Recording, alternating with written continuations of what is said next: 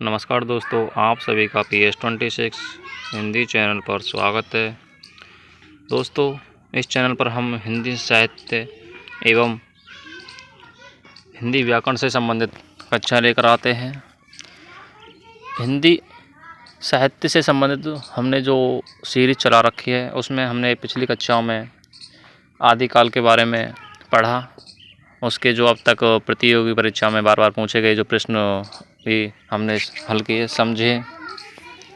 अब आदिकाल के बाद बात करते हैं दोस्तों भक्ति काल के बारे में हम एक पिछली कक्षा में पढ़ चुके हैं कि भक्ति काल के उदय के कारण क्या रहे थे, किन किन क्षेत्रों में भक्ति काल का प्रसार हुआ था। और उसी क्रम को आज हम आगे बढ़ाते हुए दोस्तों भक्ति काल से ही संबंधित अगली कक्षा लेकर आए हैं, जिसमें हम जानेंगे कि जो भक्ति काल में जो दक्षिण भारत की तरफ आलवार और नैनार जो संत हुए, भक्त हुए, उनके बारे में जानेंगे। और आलवार और नैनार के बाद हम समझेंगे कि भक्ति काल में जो प्रमुख संप्रदाय हुए थे वो कौन कौन से थे और उनके प्रवर्तक कौन थे।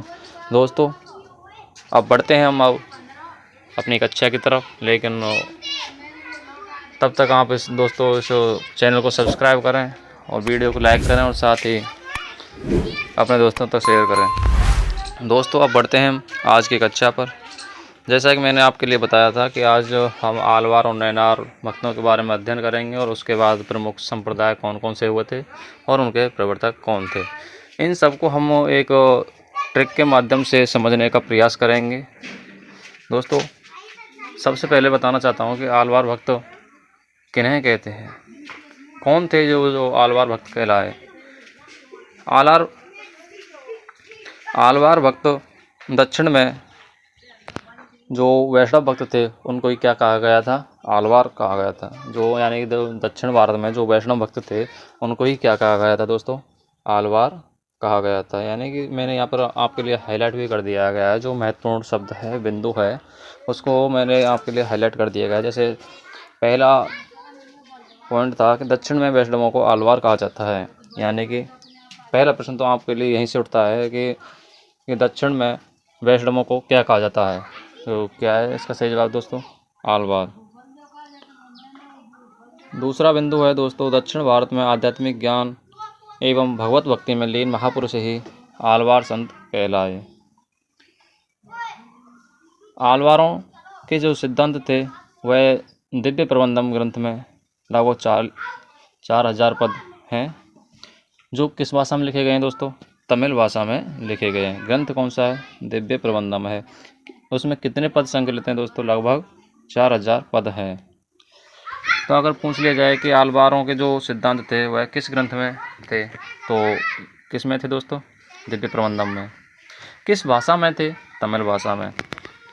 और जो ये दिव्य प्रबंधम जो ग्रंथ था उसके जो संकलनकर्ता थे कौन थे दोस्तों, नाथ मुनि। कौन थे, नाथ मुनि संकलनकर्ता माने जाते हैं। अब बात करते हैं दोस्तों, इनकी जो आलवार संत हुए थे, भक्त हुए थे, उनकी कुल संख्या कितनी थी दोस्तों। उनकी कुल संख्या मानी गई है दोस्तों 12। कितनी, 12 मानी गई है। आलवार भक्तों की जो कुल संख्या है दोस्तों वह 12 मानी गई है। 12 भक्त थे आलवार, जिनके नाम यहाँ पर नीचे दिए हुए हैं। पहले मैं आपके लिए इन 12 जो आलवार भक्त हुए इनके नाम बता देता हूँ और फिर बताऊँगा कि जो आलवार भक्त हुए थे उनको हम किस प्रकार ट्रिक के माध्यम से याद रख सकते हैं दोस्तों। सबसे पहले नाम आता है सरो योगी, उसके बाद भूत योगी, भ्रांति योगी, भक्तिसार, सठकोप, मधुर कवि और साथ में कुलशेखर, विष्णुचित, आंडाल। आंडाल को गोदा के नाम से भी जाना जाता है। यह एक महिला आलवार संत थी। कौन थी, यह एक महिला थी। ठीक है ना दोस्तों, ध्यान रखना है विशेषकर इस आंडाल के बारे में, क्योंकि एक इसका जो दूसरा नाम भी जाना जाता है वह है गोदा और यह एक महिला थी। आंडाल के बाद है भक्तांद्री रेणु, उसके बाद मुनिवान और 12वें हैं परकाल। ये तो दोस्तों हमने जाने कि जो 12 आलवार भक्त हुए थे वो कौन कौन थे। अब हम इनको कैसे याद रख सकते हैं दोस्तों, इन जो 12 आलवार भक्त थे इन्हें हम कैसे याद रखें, इसके लिए एक छोटी सी ट्रिक है। और वह ट्रिक है, देखो आपको स्क्रीन पर दिख रही होगी, सर्वभू भ्रांत भसट मधुकुल विष आ भक्ता मुनि पर। क्या है ट्रिक दोस्तों? सर्वभू भ्रांत भसट मधुकुल विष आ भक्ता मुनि पर। तो ये एक छोटी सी ही ट्रिक है। तो इसमें आपके लिए सभी 12 आलवार भक्तों के नाम हैं। सर से सरोयोगी, भू से भूति योगी, भ्रांत से भ्रांति योगी, भा से भक्ति सार, सठ से सठकोप और मधु से मधुर कवि, कुल से कुलशेखर, विष से विष्णुचित, आ से आंडाल और भक्ता से भक्तांधरी रेणु और मुनि से मुनिवाहन और अंतिम पर से परकाल। तो ये दोस्तों छोटी सी ट्रिक थी। क्या थी? सर्वभू भ्रांत बसट मधुकुल विष आ भक्ता मुनि पर। सर्वभू भ्रांत बसट मधुकुल विष आ भक्ता मुनि पर। आप इसे 2-3 बार बोलें तो आपको ये याद हो जाएगी, और बिल्कुल ही आप इसको अगर 2-3 बार बोलकर याद रखने का प्रयास करेंगे तो आप इसे भूल नहीं पाएंगे, क्योंकि ये ट्रिक ही एक ऐसी है, एक लाइन भी पूरी नहीं हो रही लेकिन इसमें 12 भी आलवार भक्तों के नाम समाहित हैं दोस्तों। अब आलवार के बाद बात करते हैं दोस्तों नैनार। नैनार वही दक्षिण भारत में जो शैव भक्त थे उनको नैनार कहा गया। यहाँ पर दोस्तों ये थोड़ा मिसप्रिंट हो गया है, इसे आप दक्षिण पढ़िएगा। दक्षिण में शैव भक्तों को नैनार कहा जाता है। जो दक्षिण भारत में जो शैव भक्त थे, जो भगवान शिव की पूजा अर्चना आराधना करते थे, उनको क्या कहा गया? नैनार। इनकी कुल संख्या 63 है। जो नैनार भक्त थे उनकी कुल संख्या कितनी है दोस्तों? 63 है। और जो आलवार थे उनकी संख्या कितनी है दोस्तों? 12 है। नैनार की संख्या जो 63 है, इनको याद रखने की कोई आवश्यकता नहीं है, लेकिन इतना याद रख लेना कि इनकी कुल संख्या कितनी है और नैनार किन्हें कहा जाता है। ये तो रही दोस्तों आलवार और नैनार के बारे में। अब बात करते हैं जो प्रमुख संप्रदाय कौन कौन से हुए, उनके जो प्रवर्तक कौन कौन हैं। ठीक है दोस्तों, और इन्हें भी हम एक छोटी सी ट्रिक के माध्यम से समझने का प्रयास करेंगे। जैसे हमने नैनार भक्तों के जो नाम याद किए थे एक छोटी सी ट्रिक के माध्यम से, इसी तरह हम इन प्रमुख संप्रदाय हैं, इन संप्रदाय और उनके जो प्रवर्तक हुए थे उनको भी हम समझने का प्रयास करेंगे दोस्तों।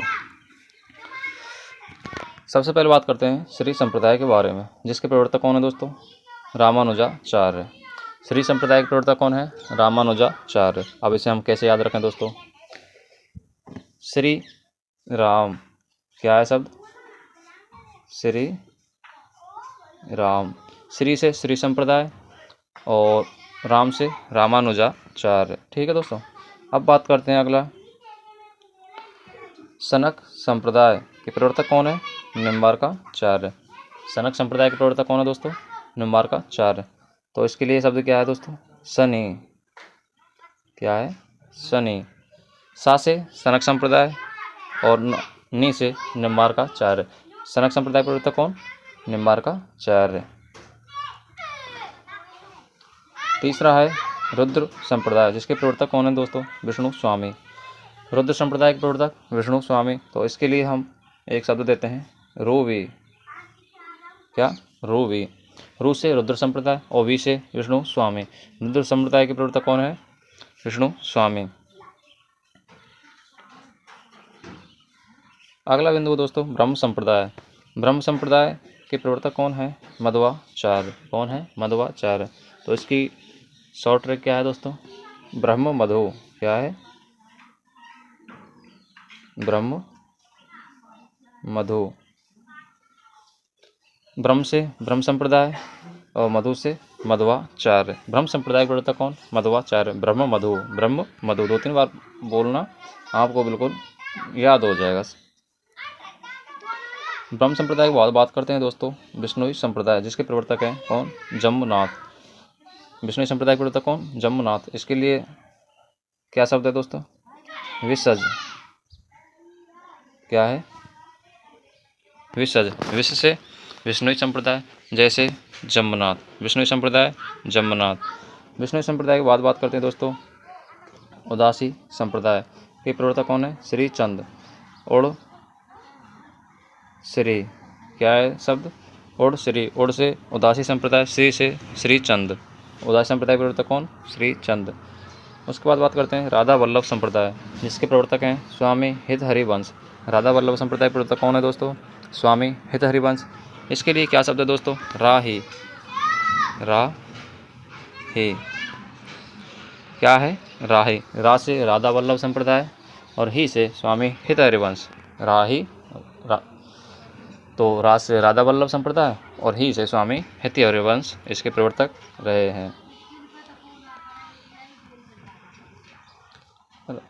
राधा वल्लभ के बाद आता है दोस्तों हरिदासी संप्रदाय, जिसे हम सखी संप्रदाय के नाम से भी जानते हैं। तो इसके प्रवर्तक कौन हुए हैं? स्वामी हरिदास। इसे तो याद रखने में कोई समस्या ही नहीं होगी आपको, क्योंकि हरिदासी संप्रदाय के प्रवर्तक कौन है? स्वामी हरिदास। हरिदास के बाद बात करते हैं वारकरी संप्रदाय। वारकरी संप्रदाय के प्रवर्तक हैं दोस्तों ज्ञानदेव। कौन है वारकरी संप्रदाय के प्रवर्तक? ज्ञानदेव, जिसके लिए हम क्या याद रख सकते हैं? वारज्ञ। वारज्ञ। बा से वारकरी, गे से ज्ञानदेव। बा से वारकरी संप्रदाय, गे से ज्ञानदेव। तो वारकरी संप्रदाय के प्रवर्तक कौन हुए दोस्तों? ज्ञानदेव। वारकरी के बाद आता है महानुभाव संप्रदाय, जिसके प्रवर्तक कौन है? चक्रधर। महानुभाव संप्रदाय के प्रवर्तक कौन है? चक्रधर। इसे हम कैसे याद रखें दोस्तों? महाचक्र। क्या शब्द है इसके लिए? महाचक्र। तो महा से महानुभाव संप्रदाय और चक्र से चक्रधर इसके प्रवर्तक हुए। महानुभाव संप्रदाय के प्रवर्तक कौन है दोस्तों? चक्रधर। चैतन्य संप्रदाय, जिसे गौड़ीय संप्रदाय के नाम से भी जानते हैं।